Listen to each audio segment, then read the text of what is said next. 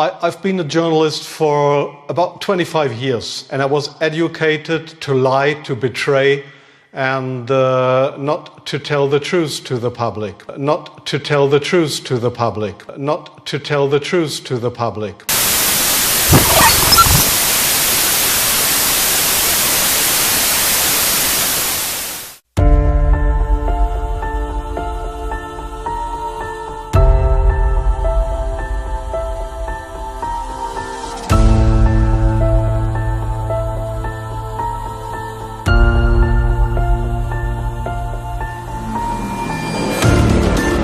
Well, I've been a journalist for about 25 years, and I was educated to lie, to betray, and not to tell the truth to the public.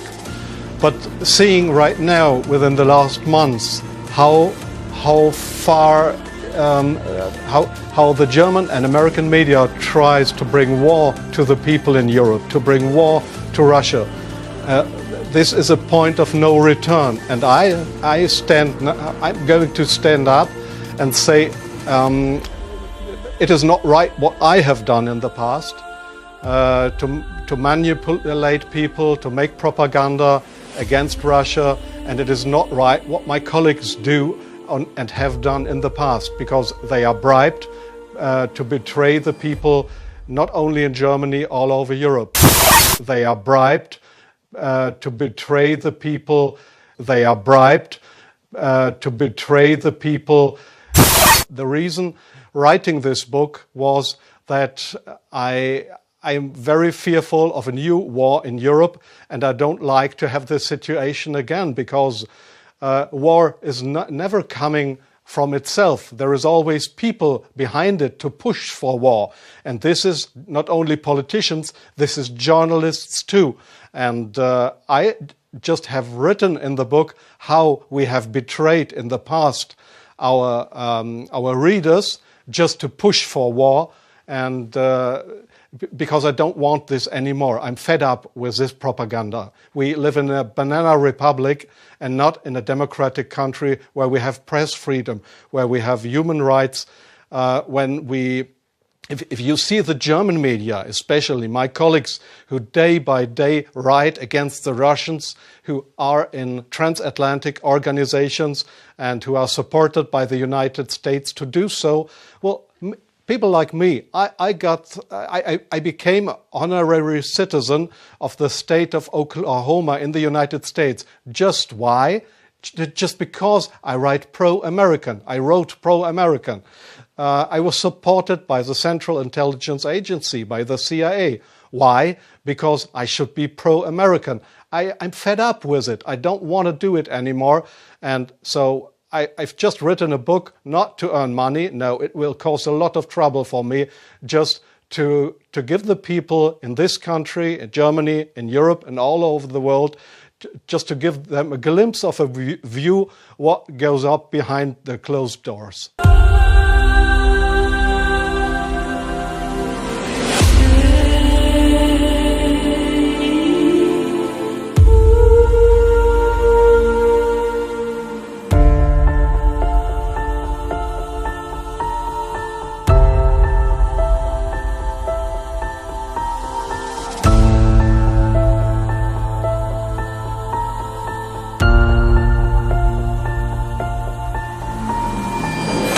One of the hopeful things that I've discovered is that nearly every war that has started in the past 50 years has been a result of media lies. The media could have stopped it if they had searched deep enough. If they hadn't reprinted government propaganda, they could have stopped it. But what does that mean? Well, that means basically populations don't like wars. And populations have to be fooled into wars. Populations don't willingly and with open eyes go into a war. So if we have a good media environment, then we'll also have a peaceful environment. Our number one enemy is ignorance. And I believe that is the number one enemy of everyone, is not understanding what is actually going on in the world. It's only when you start to understand that you can make effective decisions and effective plans. Now, the question is, who is promoting ignorance? Well, those organisations that try to keep things secret, and those organisations which distort true information to make it false, misrepresentative. In this latter category, it is bad media. It really is my opinion that the media in general are so bad, we have to question whether the world wouldn't be better off without them altogether. There's some very, very fine journalists, and we work with many of them, and some fine media organisations, but the vast majority are awful and are so distortive to how the world actually is.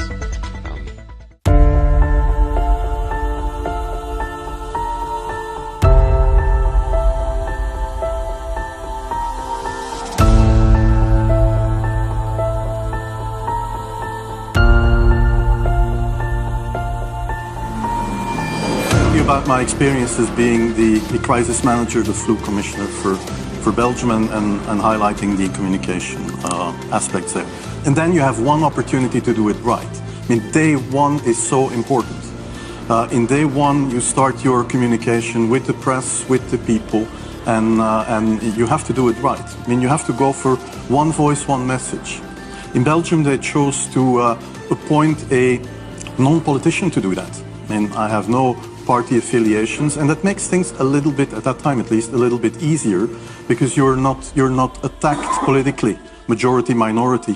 That doesn't come into play, and that was a huge advantage. The second advantage is that you can play in Brussels the complete naive guy and get a lot more done than you would otherwise be able to do. You can play in Brussels the complete naive guy. You have to be omnipresent that first day or the first days, so that you attract the media attention. You make an agreement with them that you will tell them all, and if they call, you will pick up the phone. When you do that, then you can profit from these early days to get complete carpet coverage of the field, and they're not going to search for alternative voices there. And they're not going to search for alternative voices there. And if you do that, that makes things a lot easier. And then you have to say, okay, well, we will have H1N1 deaths. Of course, that would be unavoidable.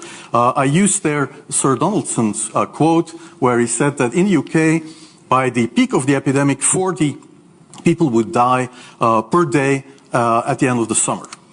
So 62 at that time million people in UK, 40 deaths a day. I worked it out for Belgium.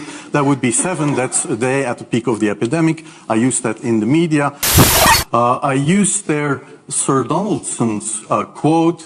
I used that in the media. 7 Belgian flu deaths per day at the peak of the epidemic would be realistic. That is true in every year, even interpandemically. That is very, very conservative. However, talking about fatalities is important, because when you say that, people say, wow, what do you mean? People die because of influenza?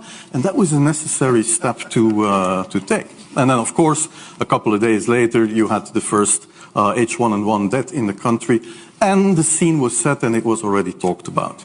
And then you had to pick who is going to be vaccinated first. And then, well, women and children first, whatever. Well, women and children first, whatever. I mean, risk groups, they were important. And then I misused the fact. And then I misused the fact that the top football soccer clubs in Belgium inappropriately and against all agreements vaccinated they made their soccer players priority people. So I said I can use that, because if the population really believes that this vaccine is so desirable that even the soccer players would be dishonest to get their vaccine, I said, okay, I can play with that. So I made a big fuss about this. I can play with that. So I made a big fuss about this. This is Van Ranst is raving mad, but it worked.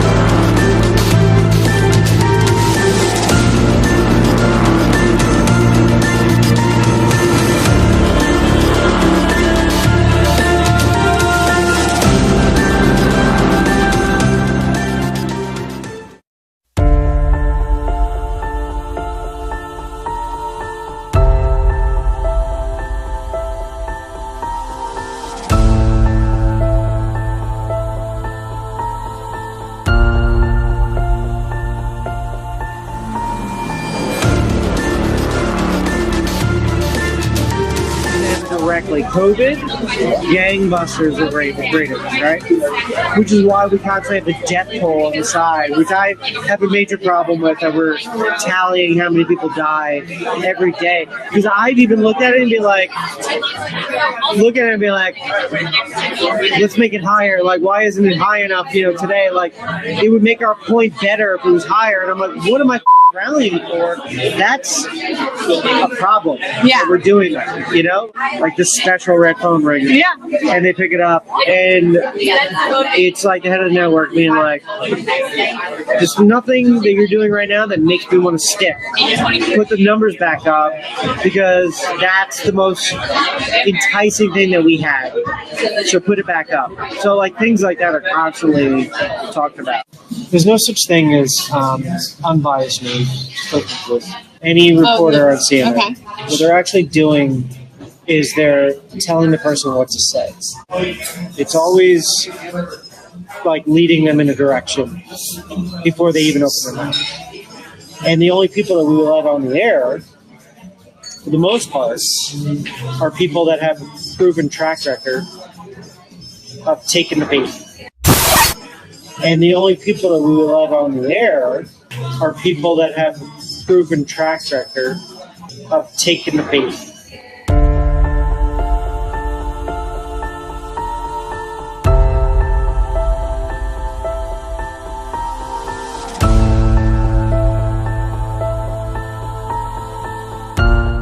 We want to find a way of ramping this up even beyond the end of the lockdown. And I don't know when the lockdown will end. Some people are saying the 16th of April, but when we announced it, I didn't say what year it will end. I just...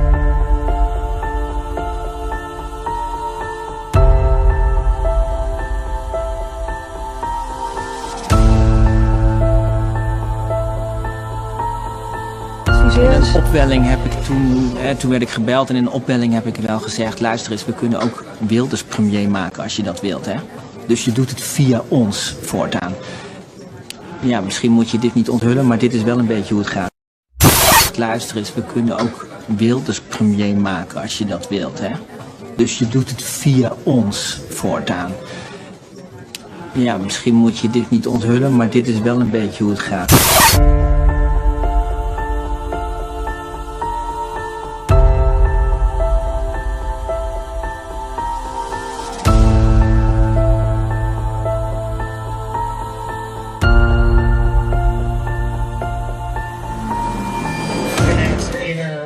That once the public will be open to it, we're going to start focusing mainly on climate, global warming, and it's going to be our focus. Our focus was to get Trump out of office, right? Without saying it, that's what it was, right? So our next thing is going to be for climate change awareness. What does that look like? I don't know. I'm not sure. I have a feeling it's just going to be like constantly showing videos of like decline in ice and weather warming up and like the effects it's having on the economy and really diving into the head of the network, like just Who's that? Is that Zucker? Zucker, yeah. I imagine that he's got his council and they've all like discussed like where they think So that's like the next pandemic like story like that will be to death. But that one's got longevity. You know what I mean? It's not like climate is going to take years, so they'll probably be able to milk that for quite a bit. You know? So climate change overload. Be prepared. It's coming. Do you think it's going to be just like a lot of like fear, like climate? Yeah, fear sells. Do you think it's going to be just like a lot of like fear, like climate? Yeah, fear sells.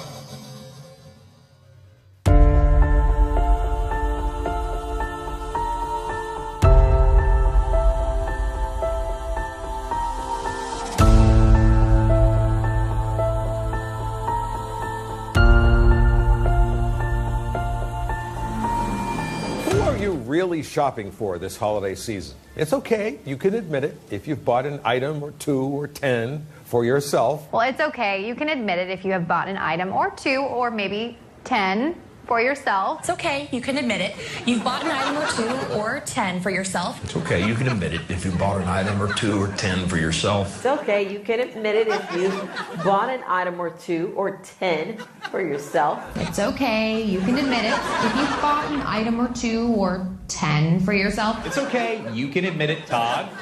If you've bought an item or 2 or 10 for yourself. It's okay. You can admit it. If you bought an item or 2 or 10 for yourself. It's okay. You can admit it. If you brought an item or 2 or maybe 10 for yourself. It's okay. You can admit it if you bought an item or 2 or 10 for yourself. It's okay. You can admit it if you bought 1 or 2 or maybe 3 or 4, maybe even 10 items for yourself. It's okay. You can admit it if you bought an item or 2 or 10 for yourself. It's okay. You can admit it if you bought an item or 2 or 10 for yourself. It's okay. You can admit it if you bought an item or 2 or 10 for yourself. It's okay. You can admit it if you've bought an item or 2 or maybe 10 for yourself. It's okay. You can admit it if you've bought maybe an item or 2 or 10 for yourself. Is it okay? You can admit it. If you bought an item or 2 or 3 or 10 for yourself. It's okay. You can admit it. If you bought an item or 2 or 10 for yourself. It's okay. You can admit it if you brought an item or 2 or 10 for you. It's okay. You can admit it. If you've bought an item or 2 or 10 for yourself. It's okay. You can admit it if you bought an item or 2 or 10 for yourself. It's okay. You can admit it if you bought an item or 2 or 10. Say for yourself. It's okay. Admit it if you bought an item or 2 or 10 for yourself. It's okay. You can admit it if you bought yourself with 1 or 2 or 10 things for yourself, because a lot of people do it. This is extremely dangerous to our democracy.